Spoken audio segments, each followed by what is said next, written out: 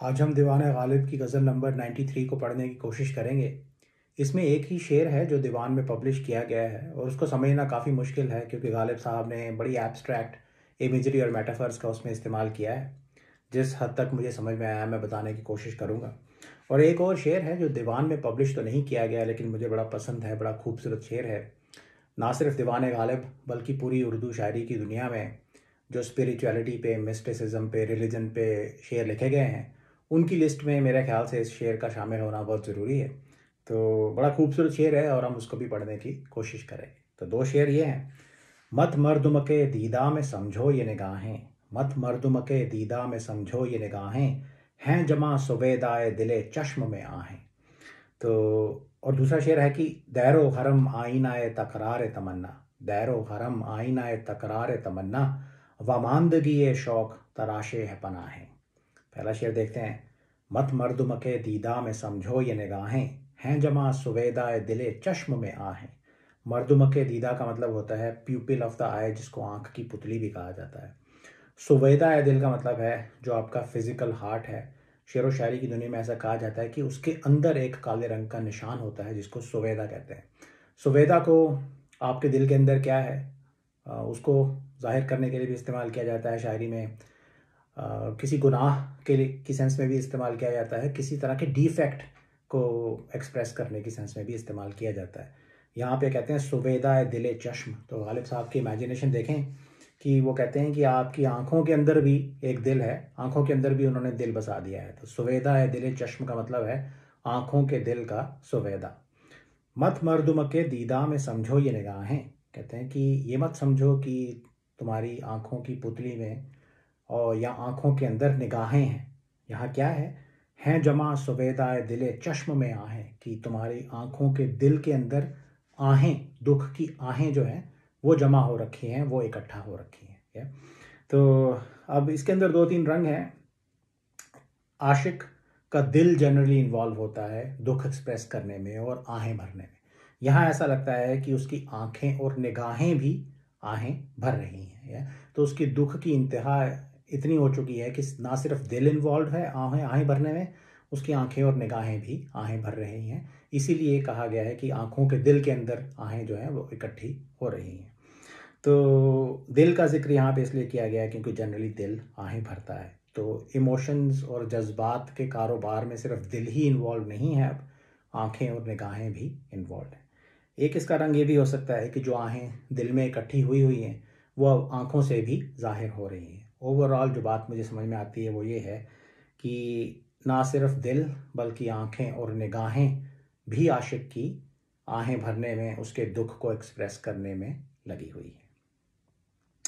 मत मर्दुम के दीदा में समझो ये निगाहें, हैं जमा सुवेदाए दिले चश्म में आहें। अगला शेर बड़ा खूबसूरत शेर है। इसके अंदर आप देखेंगे कि गालिब साहब की इमेजिनेशन कहाँ कहाँ तक जाती है। दूसरे शेरों में हमने देखा है वो दुनिया की हर एक चीज़ को, हर एक फिनोमेना को एक अलग अंदाज में इंटरप्रेट करते हैं। तो जहाँ पे हमको फूल खिले हुए नज़र आते हैं वहाँ पे गालिब को खूबसूरत लोगों के चेहरे नज़र आते हैं। जहाँ पे फूलों का लाल रंग नज़र आता है वहाँ गालिब साहब को फूलों का लहू नज़र आता है।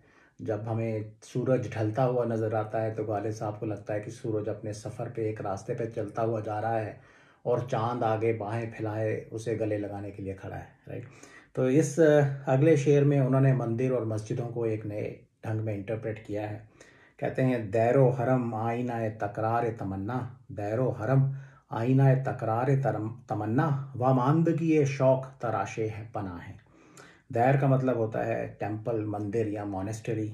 हरम मक्का के लिए भी यूज़ किया जाता है, काबे के लिए भी यूज़ किया जाता है और किसी मस्जिद के लिए भी जनरली यूज़ किया जाता है। तो दैर और हरम का मतलब यहाँ पे है मंदिर और मस्जिद। आईना तो आपको पता ही है। तकरार किसी कॉन्फ्लिक्ट के लिए भी यूज़ किया जाता है, रेपिटेशन के लिए भी यूज़ किया जाता है। राइट, किसी चीज़ को दोहराना, किसी चीज़ का मुसलसल चलते रहना। तमन्ना तो आपको पता ही है। यहाँ पे रूहानी तमन्ना, स्पिरिचुअल लॉन्गिंग की सेंस में तमन्ना को यूज़ किया गया है। वामानदगी का मतलब होता है थकान। और शौक़ तो आपको पता ही है, ये भी तमन्ना से मिलता जुलता लफ्ज़ है लेकिन इसमें शिद्दत ज़्यादा है। तो शिद्दत से भरी हुई तमन्ना, शिद्दत से भरी हुई जुस्तजू। और पनाह या पनाहें शेल्टर्स या रेफ्यूजीज़, जिनको कहा जाता है, ऐसी जगह जहाँ पे आप जाके सुकून पा सकें, आराम कर सकें, उनको पनाहें या पनाह बोला जाएगा। दैरो हरम आईना तकरार तमन्ना, वमानदगी ये शौक़ तराशे है पनाहें। तो यहाँ पे गालिब साहब क्या कहने की कोशिश कर रहे हैं कि ह्यूमन बीइंग्स में, इंसानों में एक नेचुरल रूहानी जुस्तजू, स्पिरिचुअल लॉन्गिंग होती है। उनको नेचुरली ये बात फील होती है कि ये जो दुनिया उनको अपने आगे पीछे दिखाई देती है, इससे आगे भी कोई दुनिया है, कोई स्पिरिचुअल रियलिटी है इस दुनिया के पीछे है। और ये बात उनको मजबूर करती है जाके खुदा की, भगवान की, स्पिरिचुअलिटी की, डिविनिटी की तलाश करने पे ये बात उनको मजबूर करती है। इस तलाश में, इस जुस्तजू में वो मंदिरों, मस्जिदों और दूसरी जगहों पे जाते हैं, या इस कॉन्टेक्स्ट में वो मंदिरों और मस्जिदों में जाते हैं। लेकिन उनकी रूहानी तलाश को मंदिर या मस्जिद में मंजिल नहीं मिलती, उनकी स्पिरिचुअल क्वेस्ट वहाँ पे सेटिस्फाई नहीं होती, उनकी रूहानी प्यास वहाँ पे जाके नहीं बुझती। या तो मंदिर और मस्जिद जो हैं वो आपकी रूहानी जुस्तजू, स्पिरिचुअल जर्नी की फाइनल डेस्टिनेशंस नहीं हैं। तो फिर मंदिर और मस्जिद क्या हैं? गालिब साहब की इमेजिनेशन में ये ऐसे आईने हैं जिनके अंदर रूहानी तमन्ना, स्पिरिचुअल लॉन्गिंग की रिफ्लेक्शन मिलती है और बार बार मिलती है। इनसे ये जाहिर होता है कि इंसानों के अंदर ये रूहानी जुस्तजू है, जिसको यहाँ पे तकरार तमन्ना बोला गया है। तो मंदिर, मस्जिद दोनों एक सेंस में एक जैसे ही हैं, क्योंकि इनके अंदर रूहानी जुस्तजू की रिफ्लेक्शन आपको मिलती है। गालिब साहब की इमेजिनेशन ये भी हो सकती है कि अगर आप दो आईने आमने सामने रखे हुए देखें तो एक के अंदर तमन्ना की रिफ्लेक्शन दिख रही है, तो वही दूसरे के अंदर रिफ्लेक्ट होगी, एंड ऑन इट गोज़। तो मंदिर, मस्जिद इसी तरह के आईने हैं जिनके अंदर ह्यूमन बीइंग्स की रूहानी तमन्ना की रिफ्लेक्शन आपको देखने में मिलती है। पता चलता है कि कितनी शिद्दत है इस रूहानी तमन्ना में।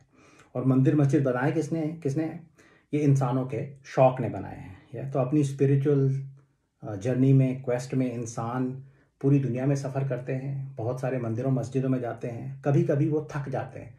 इस शेर के कॉन्टेक्स्ट में उनकी तमन्ना, उनका शौक़ थक जाता है, या और उस शौक़ ने मंदिर, मस्जिद तराश किए हैं, बनाए हैं पनाह लेने के लिए, या आराम करने के लिए, थोड़ा सुकून पाने के लिए। तो आप सोचें, मंदिर, मस्जिद में अगर आप जाके बैठें तो आपको भी थोड़ा सुकून महसूस होता है।